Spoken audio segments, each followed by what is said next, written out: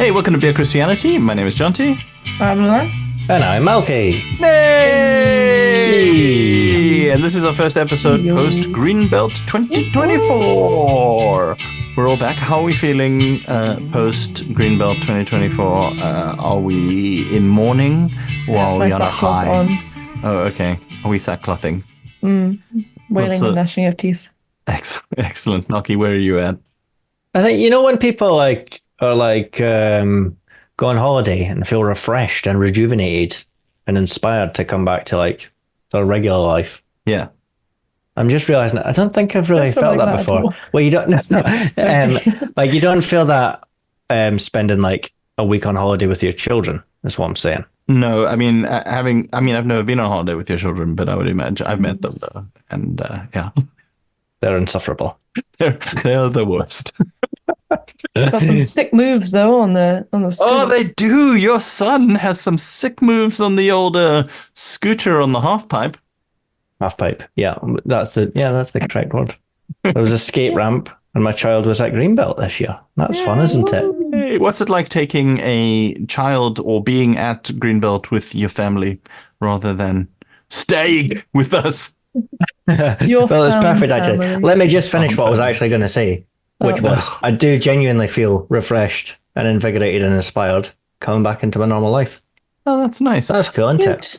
I feel like, that feeling when you come back from holiday and you feel refreshed and rested and invigorated, and then you come home and you're immediately a victim of a home invasion, and it's a kind of home invasion torture type deal.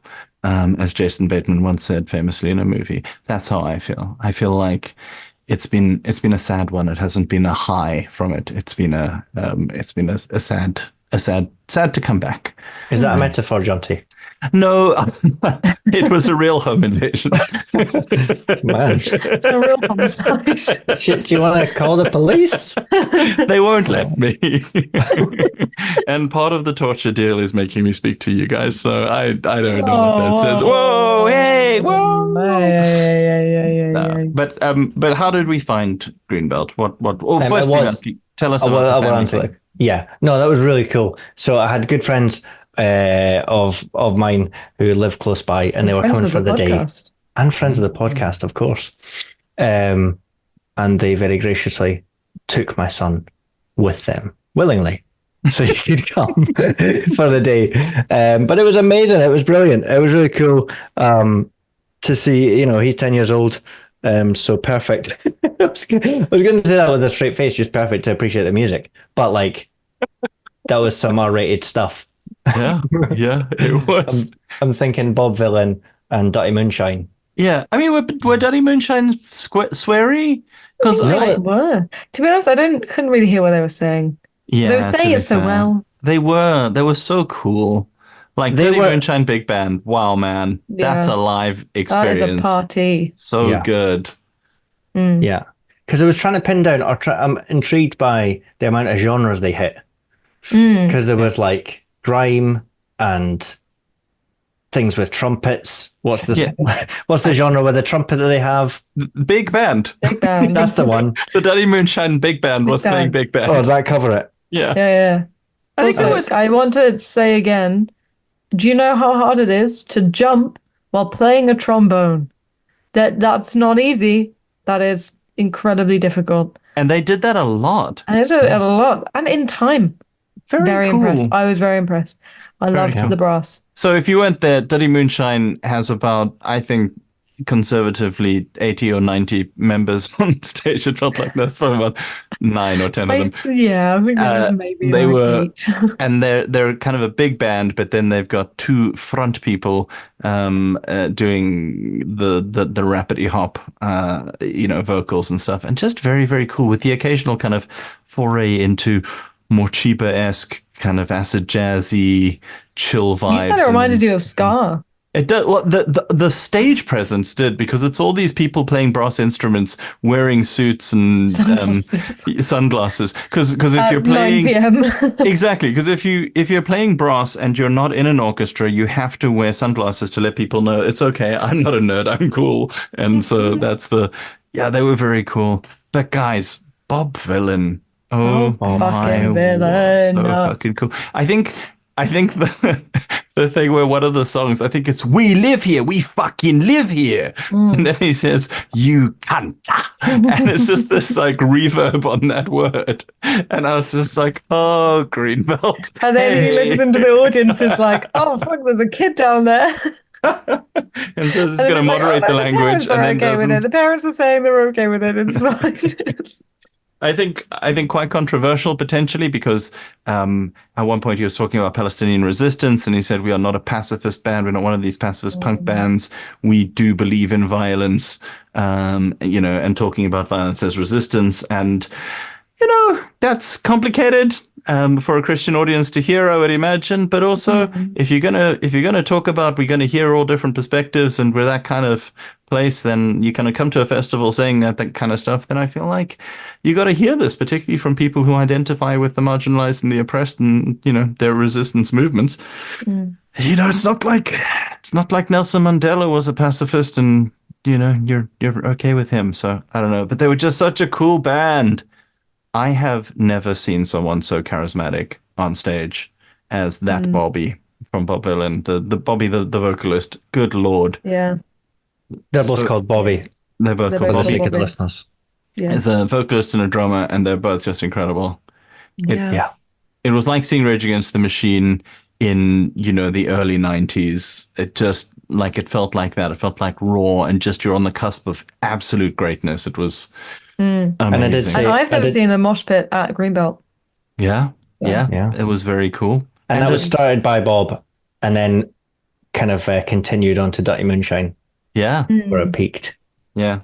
Very, very cool. Just awesome. So that was kind of musical stuff. We also saw a Palestinian rap band called Damn. And they were incredible. Also, another very, very charismatic front woman for that. Just so cool. Good stuff. Women in hip hop. Women in STEM. Very good. We love women in STEM and women in hip hop.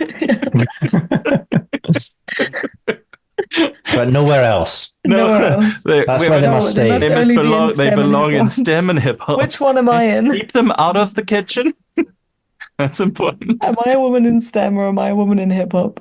Hal, you're a woman in STEM. I'm so sorry.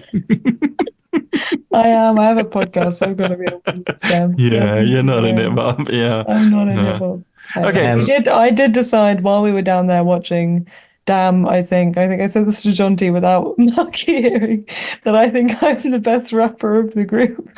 Whoa. Okay. I think Malky knows more raps than me, but I think I could rap them better. Ooh, interesting. I definitely would be the worst. I know a lot of raps at this point. I think also if you try to rap House of Pain in my accent, it just doesn't sound threatening at all. It's just not. It's not a thing. What about speakers? Which speakers did we love? I was very glad to make friend of the podcast Bella's panel on I think I'm going to forget the name, and I think it was something along the lines of resistance in the age of Nakba. I think that was the name of the panel, and they had two panelists. So it was in the No Fly Zone, which was the streaming venue, which worked super well. I was really impressed by how well. Like hats off to the tech teams who were behind that, because that could not have been easy, especially since we'd lost power at one point on the site. Yeah, the weather was not kind to Greenbelt. Yeah. But no, they had two panelists from an organization called MIFTA, which I don't know what it stands for, but I believe it's working in it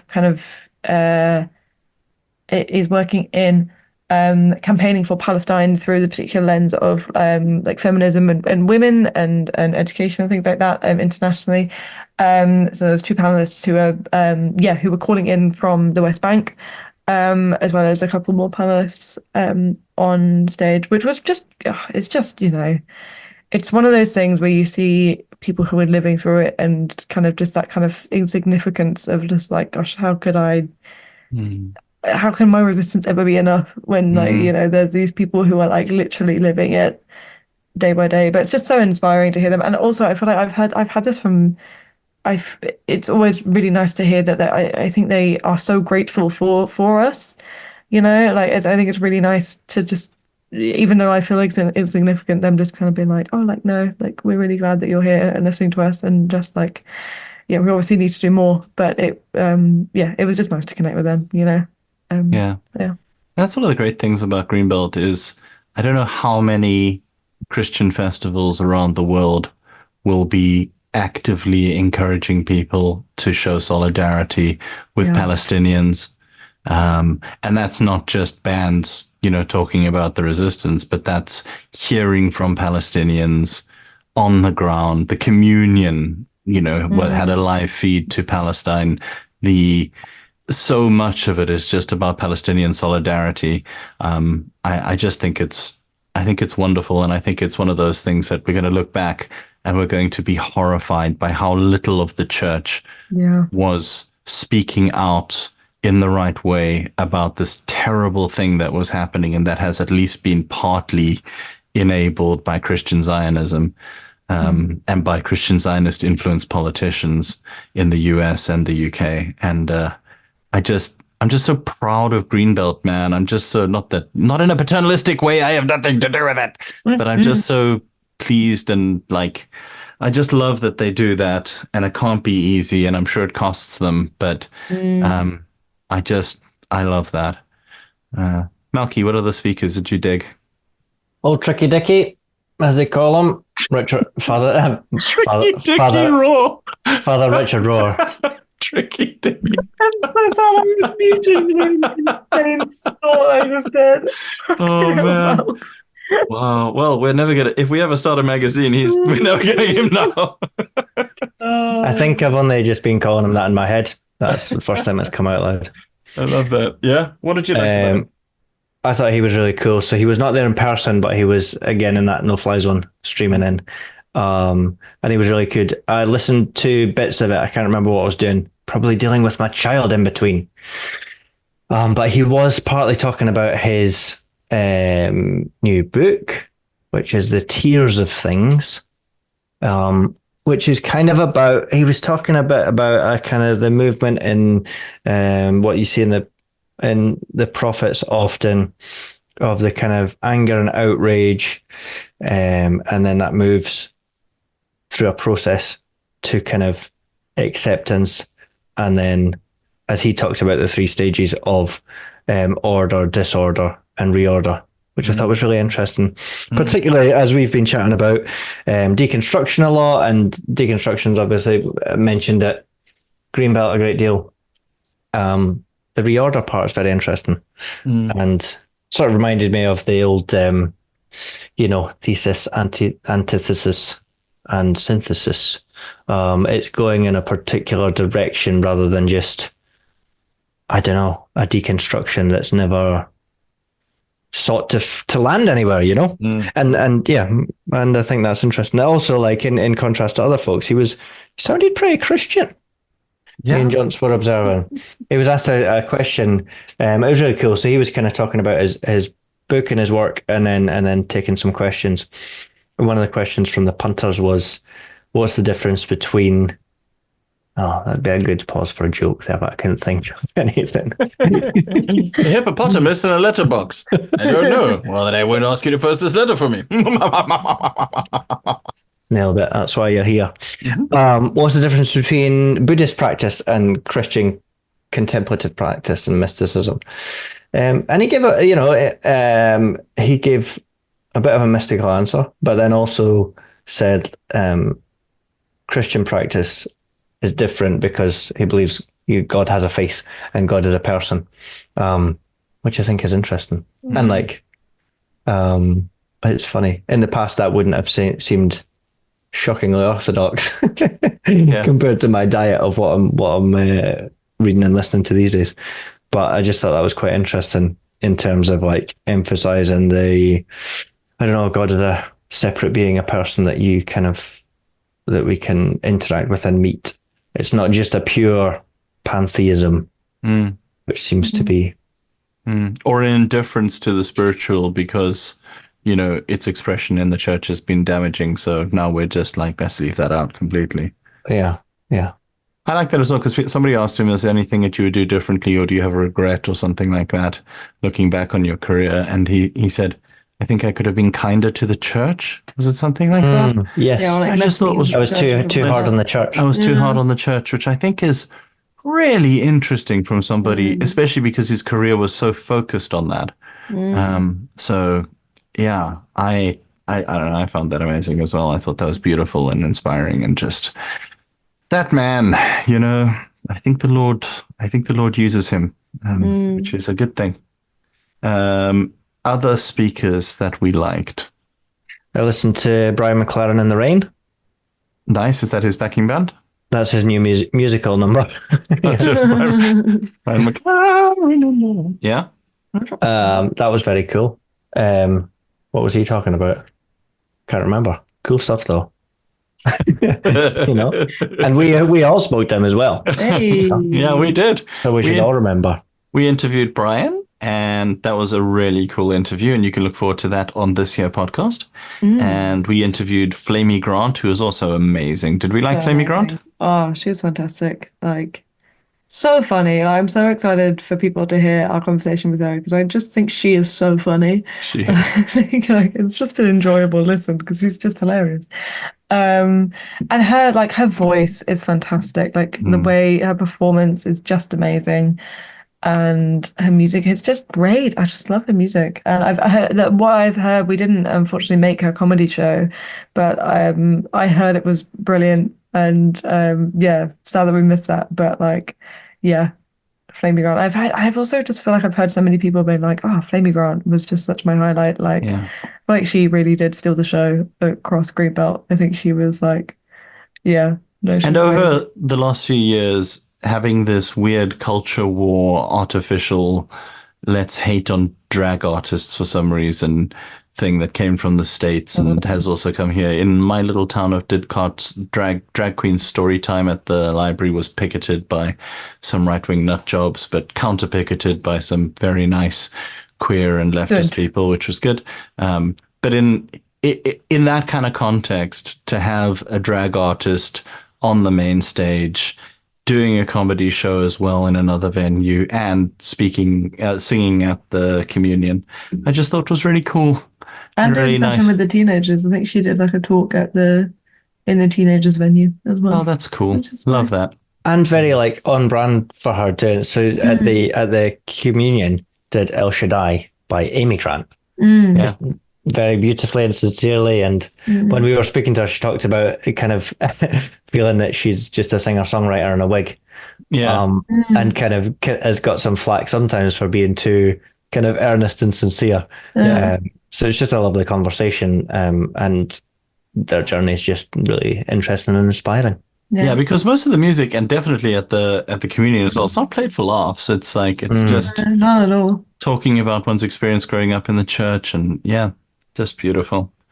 We liked Padraig O'Tuma as well, doing a whole bunch of very powerful poetry, very like funny and in some ways acerbic, but then also quite gentle and like, I don't know, gracious, just really interesting. We'll hopefully holding thumbs to get Padraig on the podcast as well. That'll be really cool. And listen, I've just remembered. I did partly remember and partly Google Brian McLaren because I've done him a disservice there. So his new book is Life After Doom. I bought it.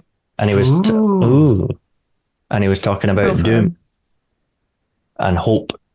Yeah. And ways to feel positive and to have hope, even when the world feels like it's falling apart. Which is very like, that's bang on his audience, that's full of Greenbelt, full of activists trying their best and no doubt feeling burnt out and hopeless a lot of the time. I thought that was very cool and very interesting.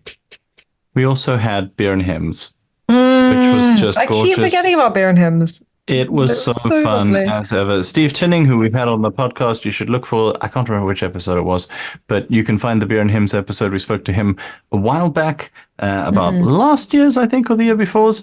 And it was just lovely again as he and various other people helped to lead it. And it was beautiful. And good fun. Bangers this year. Oh, such bangers. Absolute tunes. And Can It Be? Yeah. The tune, Guide Me Over Thou Great Jehovah, another classic. Just great. Always the Christmas ones. Having that breakfast beer to start it off just really... It wasn't breakfast. It was noon. It was midday. Felt like breakfast to me because I had only recently woken up, so it was a bit of a shock to the system, but good. It set me up for the day, I feel like. Yeah. And we were supposed to rain, but like it was fine. And friends, can I ask, did either of you see any nice folk acts? We saw Siskin Green, who are lovely. I love Siskin Green so much. I know Laura loves Siskin Green so much as well. Love Siskin Green. And I hate them. Melky has made them his enemy. Horrible. Enemy number one. No, they were good. They were so good. They were and I do like them. I was saying when I heard them, I was like, damn, I like live folk music. I would not regularly tune in on the playlist, but when it's live, then I love it. And I did live in Orkney for a bit. And they said Orkney Folk Festival. Oh, that's a famous one as well. Hey, yeah. It was like the young people went there when I moved up there in my early 20s, and like folks were like, "Oh, we're going to a folk festival." I'm like, having a laugh, but it was banging. Yeah, that's so good. And they said this amazing thing, because if you've heard Siskin Green, they just said, we have an ability to make any song wistful, which I just thought was like, that's a superpower for sure. Yeah. They were, and they did a wistful version of Girls Just Want to Have Fun, which was so wistful and so beautiful, and just we love Siskin Green. Also, Laura, did we interrupt you? Were you getting your tea towel to show the podcast listeners? I was looking for it. I think I was actually looking for it to show on the podcast. Well, you can send us a picture and we'll put it in the show notes. One. We'll put a picture in the show notes of the Siskin Green tea towel. And try before you buy. Try before you buy, yeah. You don't need to, because it's a lovely tea towel. It is.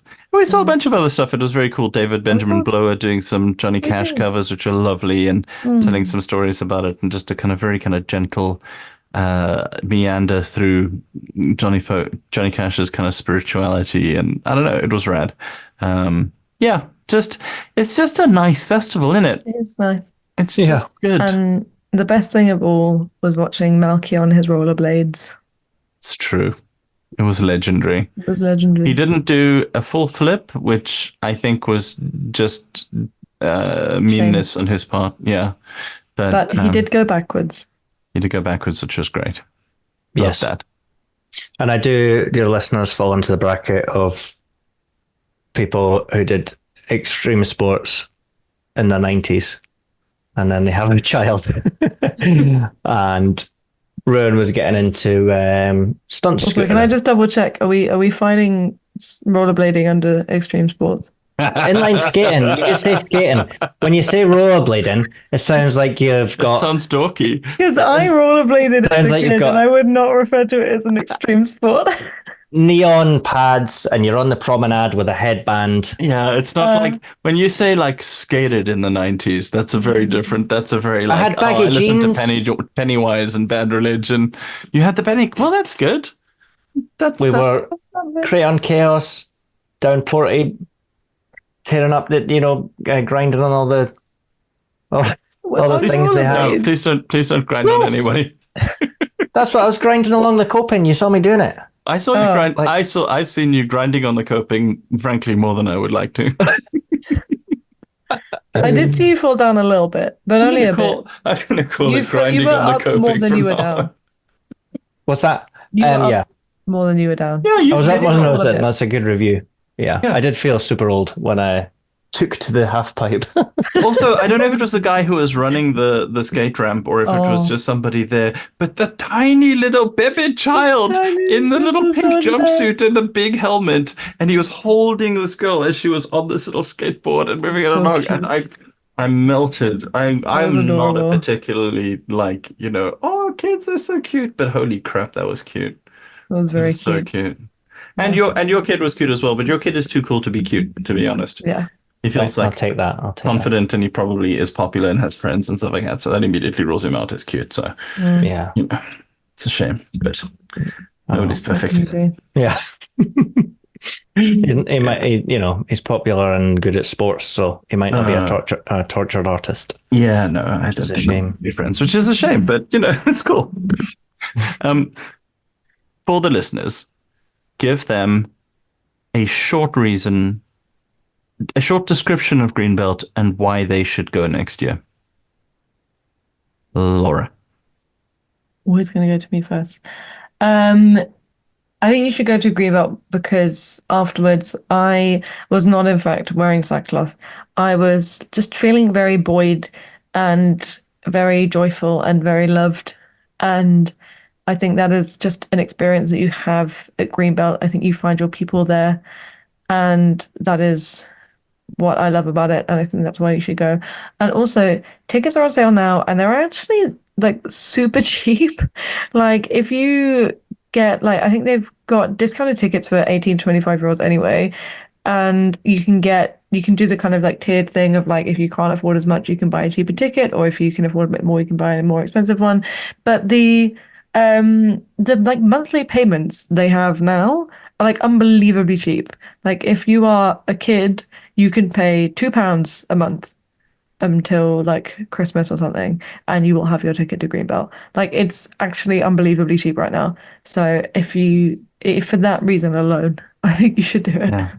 And worth actually doing it just for to support Greenbelt because it's such a beautiful thing, and help them plan, help them know that there's more people coming. Make the decision now. Yeah. Melks? Yeah. Yes, I think you want to double check Laura's maths on the last one there, but they did. Pay Child, I've got it. Child 5 to 11, £2 a month. From August to, or then it goes up to £3, and then it goes to £4. Oh yeah.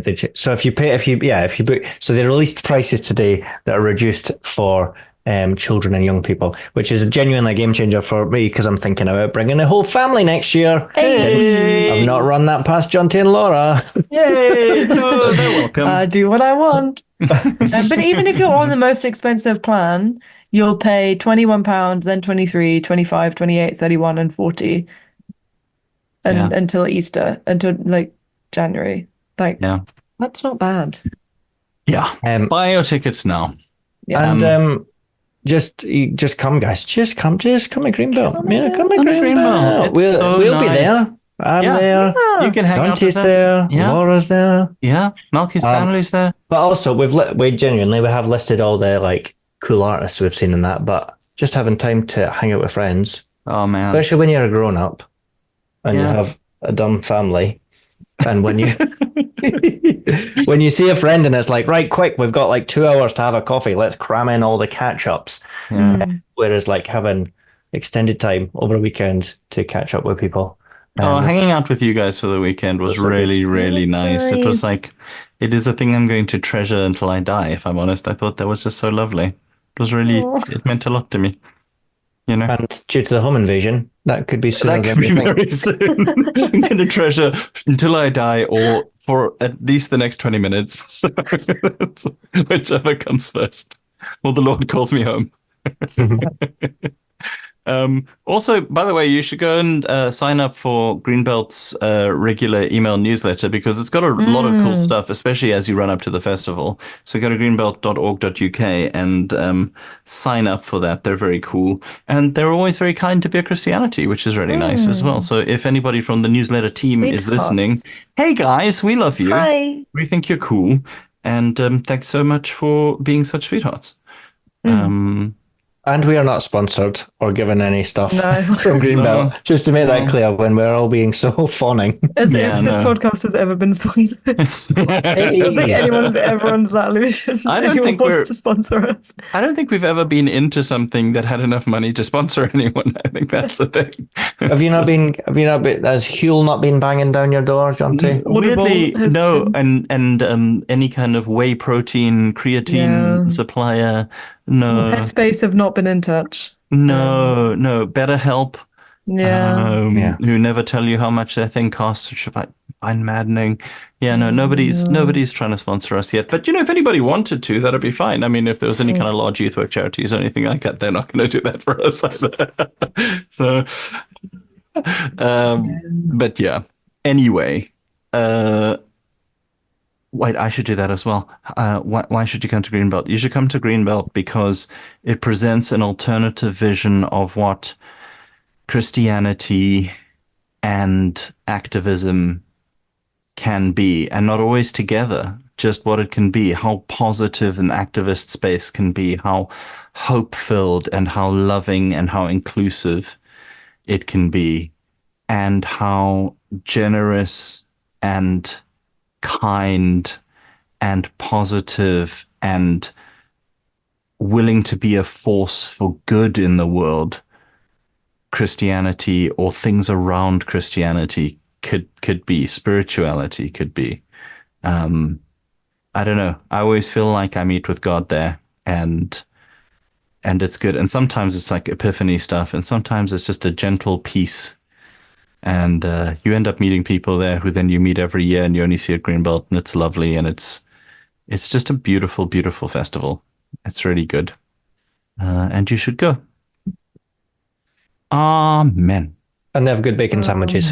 Oh man, the bacon sandwiches! Holy crap! Okay, but no, I'd had a pint of Crazy Goat amongst various other pints of cider, and I don't even know where we drank a lot that last day. I did drink it last night. But I had chips with mac and cheese on top, topped with sriracha, and it was amazing. Nice. Oh, and I slept all the way home. You did, and I was playing music very loudly. I playing music loud. I heard some of it, but I was also asleep. You missed one of the greatest DJ sets of all time. I had a lot of the 80s set. It was very 80s to begin with, and then it broadened out into a different vibe. Yeah. Anyway, thank you very much for listening to this short episode where we just wanted to kind of gush a little bit about Greenbelt because it's so great. My favorite sign. I don't want to. We're not going to name who it was. We love going to the stalls. There was a stall that was for the Christian Psychedelic Society. Is that right? Who were really interesting and just an interesting thing to see there, and kind of cool and like nice to see that there's something that can kind of take you aback a little bit. We saw a whole bunch of people who were going to hopefully get on the pod because everybody there is kind of on the right page, or most of them are. They're good people. Yeah, really good people. Speaking of good people, we also met a bunch of listeners, which is just lovely. Thank you for everybody who came out. Mappleby, shout out to you.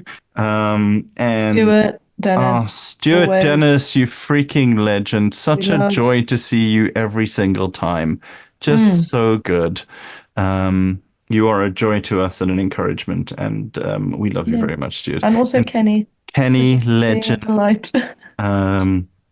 Yeah, man, and just a whole bunch of other people, Mark, and a whole bunch of other people who came. And Paul for coming up and saying hello multiple times. Greenbelt Paul came and said hello a lot, which is great. That's what we call. Well, he doesn't want to be called the big dog, so Greenbelt Paul, it is rebranding to Greenbelt Paul. It was really good. But what I wanted to say was that there was a sign, and I can't remember. Do you remember what the actual words were, Laura? I think you took a photo of it. I did take a photo of it. Well, this is just talk amongst yourselves so I can find it because.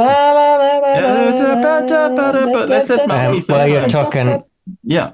I can vamp. When another night that Laura was drunk and we were driving home. Hey. She was freaked out by some livestock. Yes, tell the nice people about Laura's genuinely unhinged attitude to certain livestock. No, okay. So weird. Picture the scene. You're driving at night and you're just having a nice conversation with your friend, and then out of nowhere, multiple pairs of glowing yellow eyes come out of the field, and it's like, what the fuck is that? And it turns out it's a field of sheep. I think anyone would be disturbed. Can you imagine? Just picture sheep in a field. Imagine sheep in a field at night, not in bed. Not in bed. Not in their houses. She was very upset that they were not in bed. Go to bed. Why are you awake? She did shout, "Go to bed." They were I guess you're standing in the staring. It was a bit uncanny. Nocturnal. What are they doing up? Go to bed. What are they planning? What are you Anyway, planning? the sign that I saw, and I won't say whose stall it was at, but I think, look, obviously I'm a bad person, but it said, come, make an edge pledge. And I just thought somebody's going to write don't above that. And I don't know. I think it's being, you know what, if you don't know what that is, that's good. And you keep your mind out of the gutter and everything's fine. I think it'll be lovely. Lots of good people. Greenbelt was a delight, and we had a good time. So, yeah. Anyway, thanks for listening to us just essentially chat about Greenbelt for a bit and give our little Greenbelt review. Yeah. Is there anything finally that people should know that you'd like to say to them? I do think we had one of the most on-brand Bare Christianity moments when we all three of us went into the bookshop and all three of us came out with a different Richard Rohr book. Completely unplanned. Having gone to all the different parts of the bookstore. Yep. Yeah. And what three were they? Because I think that'll tell you. Oh, that's true. About each other's. So I got Jesus's, what has he renamed it? It used to be called, I looked at it and I was like, this seems like Jesus's Plan for a New World, which is an old book by Richard Rohr about the Beatitudes. And it's now called Jesus's Radical Plan or something, with a much better cover. It doesn't look quite so much like it was released by a particularly dangerous cult. So I was like, I should have this. And he's updated the copy and all that kind of stuff. And I started reading it and it's lovely. So that's what I got. I got two, actually. I got a gift for a friend. I bought my friend Falling Upwards, and I bought myself the Universal Christ, I think it's called. Nice. Because I did a like small group like course on Richard Rohr earlier this year, and it touched on that a bit, and I thought, good. Nice. I got Breathing Underwater because the subhead was something to do with the 12 steps. So slap that on it and I'm in. Yeah. And also on brand, I have not started reading it yet. But I will, thanks to this reminder, I'll put it next to my bed. Excellent. And I'll think about reading it while I'm on Instagram going to bed. My copy is next to my bed with the other 3 books that I picked up. Mine is currently under Occult Features of Anarchism. But I'm ignoring that as well as a Richard Rohr one, as my wife and I show each other TikToks before we go to sleep. So, yeah, nice. That's it. Anyway, thank you so much for listening to this. We've got some cool stuff coming up. We have we've got episodes definitely in the can with Steve Chalk, where at some point we threatened to run him over with a bus. Not quite, but it's quite close. We've got Brian McLaren, where we talk to him about everything from the current political situation in the US to what his thoughts are on the deconstruction movement now. We have, Flamy Grant, who was just hilarious and charming and lovely. And a few other things that are also lined up in order to come out. So we're really hopeful that we're going to be doing this more regularly so that you can look forward to a new podcast every week or couple of weeks with our guests, at least for a while, So do look forward to that. Tell your friends about the podcast, Share it if you like it. Share it if you don't like it, Share it if you haven't listened to it. Check us out at barechristianity.co.uk. You can find us on all of the socials. Message us and tell us what you think on the socials. We tend to either reply or reference you on the show,